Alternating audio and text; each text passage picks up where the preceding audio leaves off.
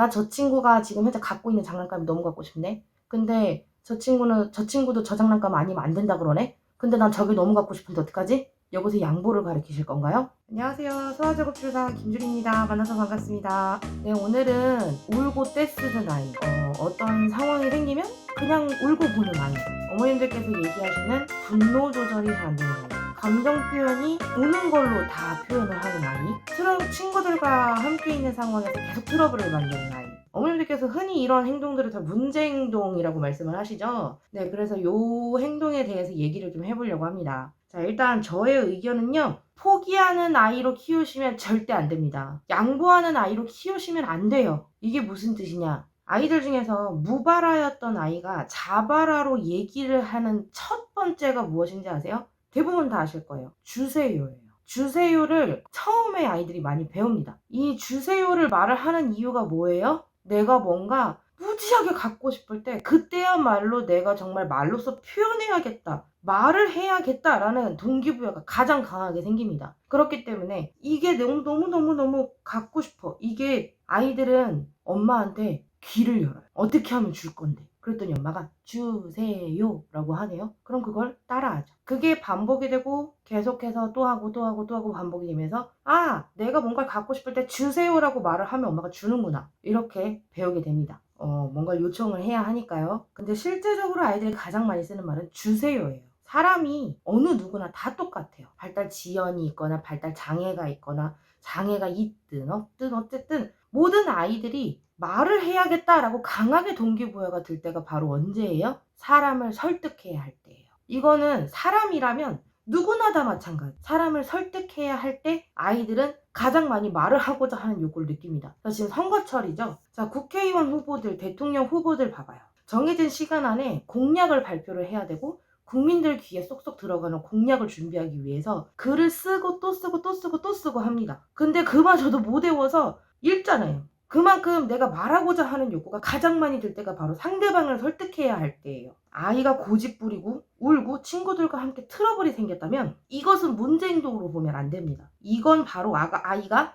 가장 조리 있게 말을 할 수 있는 기회예요. 그래서 이 상황을 회피하려고 하고 양보를 가리키고 포기를 가리키고 수능을 가리키시면 절대 안 돼요. 말을 잘하는 아이, 우리 아이가 말을 하길 원해요? 그럼 그 시간을 바로 잘 이용하셔야 됩니다. 아이가 막 고집 부리고 떼쓰고 무언가를 갖고 싶어하고 굉장히 무언가를 필요성을 느낄 때 아이가 바로 언어적으로 흡수가 가능한 상태가 돼요. 내가 너무 말을 하고 싶어. 내가 너무 내 말 좀 들어봐. 날 좀 봐봐. 라는 그런 동기부여가 가장 강하게 느낄 때예요. 바로 표현하고 싶은 동기부여가 최대를 찍는 순간이 바로 그때예요. 근데 이것을 양보로 배우고 포기로 배우고 수능으로 배웠다면 이건 집중력과도 연관이 좀 있습니다. 아이가 너무너무 갖고 싶은 무언가가 있는데 그때마다 엄마가 포기하래. 이건 안 된대. 이거 친구한테 양보하래. 우리 다른 거 하지. 이렇게 포기를 가리키고 양보를 가리키고 수능을 가리킨다면 엄마나 혹은 선생님이 우리 이거 한번 해보자 라고 이렇게 제시했을 때 얘는 하고 싶지도 않아요. 근데 엄마하고 선생님이 나보고 이름을 쓰래요. 나 이거 안 할래요. 포기할래요. 아니, 선생님이나 엄마한테 양보할게요. 왜? 지금까지 살면서 내가 배운 건 포기와 양보거든요.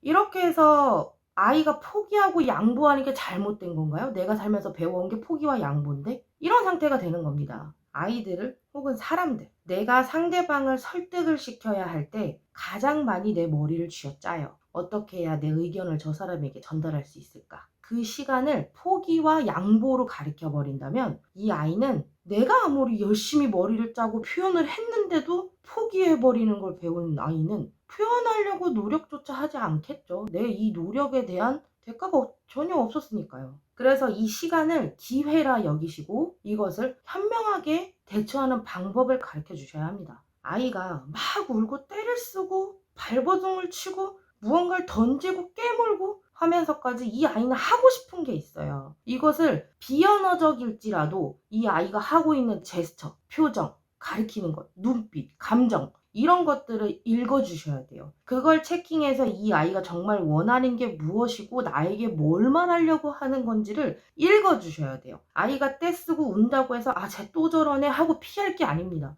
그 시간이 바로 아이가 언어적으로 무언가를 표현하고 언어적으로 무언가를 배울 수 있는 유일한 시간이에요. 그렇게 생각하시면 아이가 떼쓰고 우는 게 전혀 무섭지 않습니다. 아, 또 기회가 나한테 왔어. 이렇게 생각하실 수 있어요. 아이가 지금 현재 하고 있는 때를 읽어주시고 공감해주시고 대화가 가능한 상태가 될 때까지 언어적으로서 달래주거나 혹은 기다려줍니다. 너가 나를 이렇게까지 설득하려고 했었던 이유가 무엇인지를 물어보고 대화하고 비언어적일지라도 그 아이가 하고 있는 작은 표현을 읽어주시고 니즈를 파악해 주셔야 돼요. 그리고 그 의도를 알아주세요. 그 아이의 의견을 알아주세요. 들어주라는 게 아닙니다. 알아주세요. 나 너의 의견 알았어. 나 너의 의견, 너의 의도를 알았어.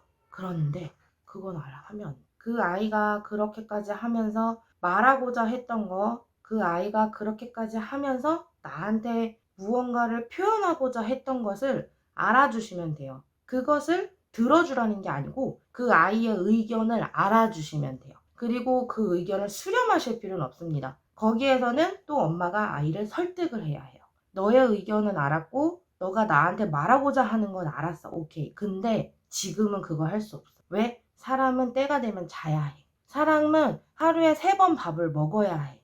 그게 바로 규칙이라는 거야. 그래도 유치원은 가야 해. 그건 너가 해야 할 일이야. 그래도 지금은 장난감 살 수 없어. 오늘은 장난감을 사는 날이 아니야.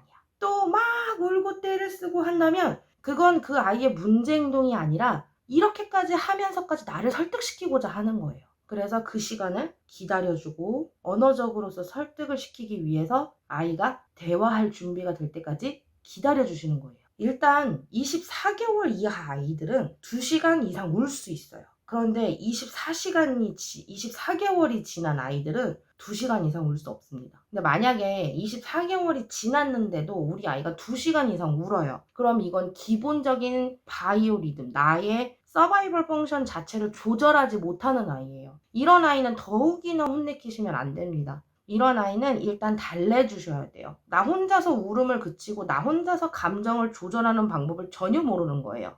어느 정도의 상황을 볼 줄 알고 어느 정도의 수용 언어가 되고 솔직히 말해서 최소 6개월 정도만 지나도 아이들은 스스로 울음을 그칠 수 있어요. 그렇기 때문에 기다려주시는 걸 아셔야 돼요. 언제까지? 2시간까지 기다려도 됩니다. 아이를 충분히 설득을 시키고 아이가 또 거기에서 우는 걸로써 소리 지르는 걸로써 던지는 걸로써 표현을 하면 그 의견을 알아주시고 하지만 이 행동이 잘못됐다라고 하시면 절대 안 돼요. 걔는 지금 내가 지금 원하고자 하고 내가 엄마한테 말하고자 하는 걸 표현하는 방법이 그것밖에 없는 거예요.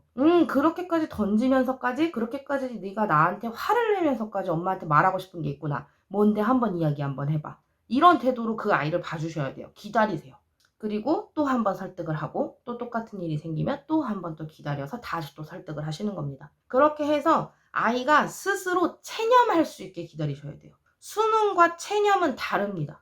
포기와 양보도 물론 달라요. 시작조차 하지 않고 난 너의 상태, 너의 기분, 너의 생각, 너의 컨디션 다 됐고 내가 안 된다면 안 되는 거야. 그냥 안 돼. 이거야말로 이게 진짜 수능인 거죠. 너가 그렇게 생각했구나. 그래. 근데 그래도 안 돼. 너의 의견이 그렇구나. 근데 그래도 엄마는 해줄 수 없어. 너가 그렇게 생각했구나. 너가 그래서 그랬구나. 그래, 엄마도 알아. 근데 안 돼. 이거랑은 달라요. 아이가 나를 설득하기 위해서 여러 번 울고 여러 번 시도를 할 수 있어요. 근데 그래도 안 돼. 그래도 어쩔 수 없어. 그래도 너가 받아들여야 돼. 이 과정을 거친 체념과 처음부터 아니 싫은데? 그냥 포기해. 이거랑은 완전 달라요. 그래서 포기하는 아이, 양보하는 아이는요. 나중에 나의 표현을 전혀 하지 않아요. 결국에 우리 아이들 궁극적으로 어머님들 다 원하시는 게 그거 아니에요? 걷는 거, 말하는 거. 내가 오늘 있었던 일에 대해서 좀 조리 있게 말하는 거. 조리 있게 말하는 거 결국에는 상대방을 설득시키기 위해서 내 머리를 쥐어짜내서 조리 있게 말하는 경험이 생겨야 평소에도 조리 있게 말을 할 수 있는 거예요. 그게 바로 화형 언어죠. 적합한 시기에 나의 필요한 상황을 설명을 하고 대화가 되는 것. 말 잘 듣는 아이 그거 좋은 거 아닙니다. 아이가 만약에 지금 현재 많이 떼를 쓰고 울기도 하고 화도 내고 엄마한테 무언가 폭력을 가하기도 하고 이런다면 그거야말로 이 아이가 나 말할 준비 됐어요. 나 말하고 싶어요. 라고 강하게 말을 하고 있는 겁니다. 그 시간을 기회라 생각하시고 절대 놓치지 마세요. 양보하는 아이 아니고 포기하는 아이 아니고 순응하는 아이 아니고 나는 포기하지 않을 거야. 나는 내가 갖고 싶은 걸 어떻게든 가질 거야. 그러기 위해선 상대방에게 이렇게 내 입장을 표현해야 해. 내가 이걸 갖기 위해서 여러 가지를 해보는 아이로 키우셔야 돼요. 그게 바로 문제 해결력이에요. 나 저 친구가 지금 현재 갖고 있는 장난감이 너무 갖고 싶네. 근데 저 친구도 저 장난감 아니면 안 된다 그러네. 근데 난 저게 너무 갖고 싶은데 어떡하지? 여기서 양보를 가르치실 건가요? 결국에 이건 내 밥그릇과 관련된 거예요. 여러 가지를 시도해봐야죠. 친구한테 가서 같이 놀자라고 해보자. 싫대. 그럼 친구한테 가서 내가 먼저 하고 너 해보는 건 어때? 싫대. 그럼 네가 먼저 하고 나한테 줘. 싫대. 오래 갖고 놀 거래. 그래? 알겠어. 그러면 저 아이가 평소에 좋아했던 게 뭔지 한번 생각해봐.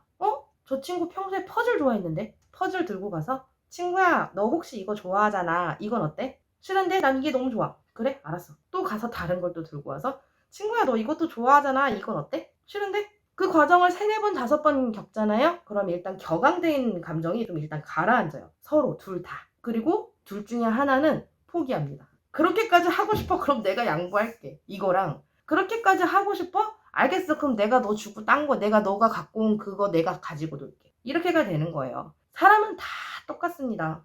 설득하기 위해서 아이가 머리를 쓸 때 가장 내 표현하고자 하는 욕구, 동기부여가 끝까지 올라옵니다. 그거를 기회라고 생각하시고 현명하게 그 상황을 대처할 수 있는 방법을 가르쳐 주셔야 돼요. 근데 이건 학습이 아니고 강요가 아니고 스스로 깨우쳐야 되는 겁니다. 기다림이 필요해요. 오늘도 영상 봐주셔서 너무너무 감사하고요. 대한민국에서 대한민국뿐이 아니고 전 세계에서 아이를 키우고 있는 엄마라면 포기와 양보를 가르치는 엄마가 되지 않으셨으면 좋겠습니다. 아이가 스스로 문제를 해결하고 아이가 설득을 하기 위해서 열심히 생각하는 그런 아이로 자라길 바라는 마음으로 오늘 영상